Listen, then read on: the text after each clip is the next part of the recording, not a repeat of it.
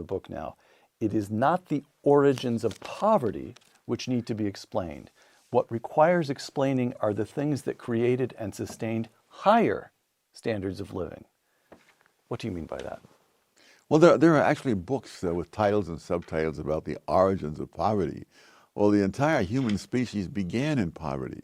So I don't know how we're going to say, what is the origin of this, perhaps in the Garden of Eden or someplace. Poverty but more than that, okay. more than that, you're trying to explain why some countries are poor, rather than trying to explain why other countries are more prosperous. There's no explanation needed for poverty. The species began in poverty. So what you really need to know is what are the things that enable some countries and some groups within countries to become prosperous. Okay. Further, continuing that point, I just want to dig out this sort of big overriding theme. Again, I'm quoting Wealth, Poverty, and Politics. Quote, one of the key implicit assumptions of our time is that many economic and social outcomes would tend to be either even or random.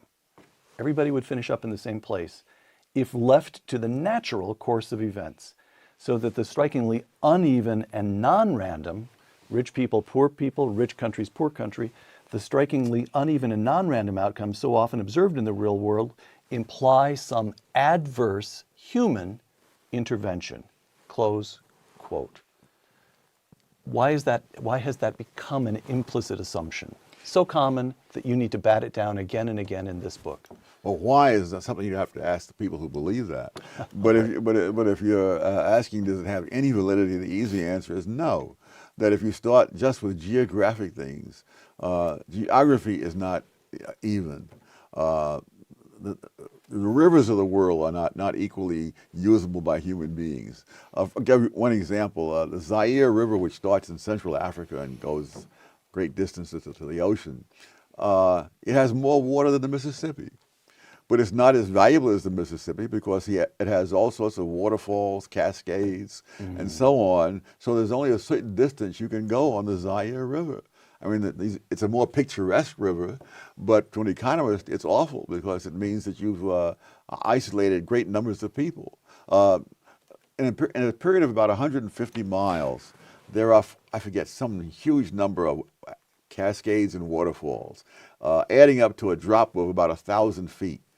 On the Mississippi, the riverbed goes down 4 inches per mile. Those are different rivers, Right. but everything is different. The ground is different, the air is different, everything. Okay. Again, I'm quoting, continuing on this theme, the implicit assumption of evenness or randomness of outcomes in the absence of human interventions has been enough to turn a search for causation into a search for blame. Where do you find that?